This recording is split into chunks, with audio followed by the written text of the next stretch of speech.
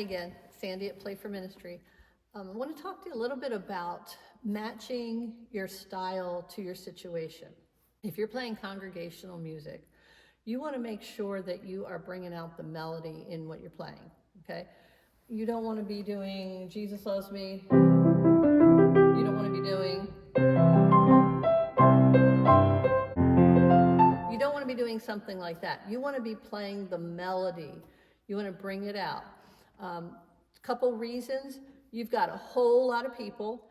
Hopefully they're following the song leader, but many times they're following what they're hearing. So they're following the instruments, which the lead instrument's usually the piano or an organ. So they're listening and hearing that melody, and that's a big part of how everyone stays together. Another thing you want to consider is that you hopefully have got visitors or new attenders or new members in your church. They may not know every song that your church sings. And if they can't hear the melody coming from the main instrument, that's going to be really hard for them to learn the new song and to sing along. Some people will jump in on a song they don't know if they're musically inclined, and they'll just kind of hear the chord progressions and they'll be able to guess at where the notes are and be pretty accurate. Other people aren't going to join in until they feel like they're going to do it without making a mistake. So as a congregational playing, you always want to emphasize the melody. A lot of times we do this by playing it in octaves.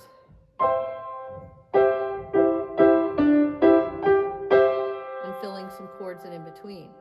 So you want to make sure that melody is good and strong for congregational singing. Now, if you're accompanying a solo or a group, and they're very confident when they sing, you don't need to give them hardly any melody at all. You can play all around them and just throw some melody notes in from time to time so that you're sounding like you're playing the same song and so that you stay together well.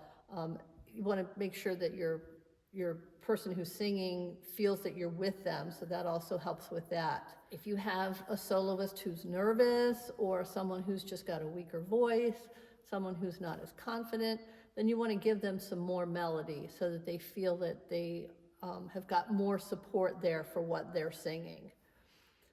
Now, the room you're playing in makes a big difference too.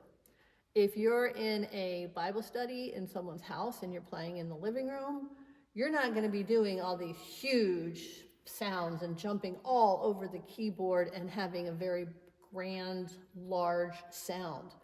You want to make your style match the room that you're in. So you can still play what you would play, but you're not going to put the volume into it. You're not going to put maybe some of the bigger sounds into that. You're going to have a smaller room, smaller sounds. If you're playing in a bigger room, a church auditorium that seats a couple hundred or seats a couple thousand, obviously in that case you're probably going to be mic'd, but you still want to have the bigger sounds as well as your smaller, more quiet things, but you want to go ahead and use some of those bigger sounds.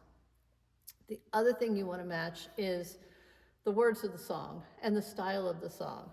Jesus Loves Me is not going to sound like, we're marching on to Zion. It's not going to sound. Does Jesus Care is not going to sound like Victory in Jesus. Some of your songs are much happier, much more upbeat. They're going to have a lot different things than a sadder song, like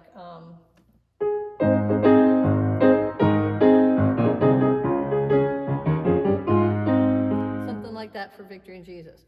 You're going to have sounds that move around. You're going to have happier, peppier sounds. So say you're playing an invitational song. I'm going to roll things a little more. I'm going to not have as bombastic, I think is the word I'm looking for, as bombastic of a sound if you're doing congregational. Again, you do want to fill in enough to fill the room that you're in, but that doesn't mean that you can't play a quieter style at times too. Especially invitation, especially if someone is speaking and you're just filling in the background, you don't want to compete with the person who's speaking, obviously.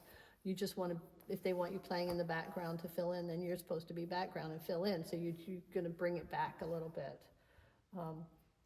So we're matching who's singing with congregational or specials. We're matching the size of the room.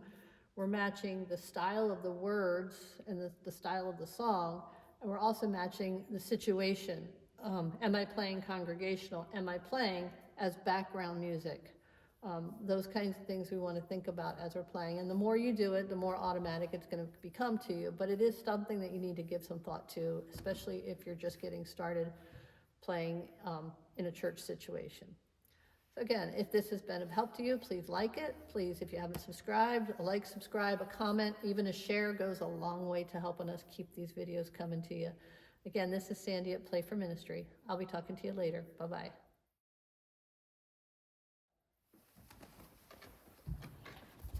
But most of the time, they're just hearing the piano, which is usually the lead instrument. They're hearing that, unless it's the organ.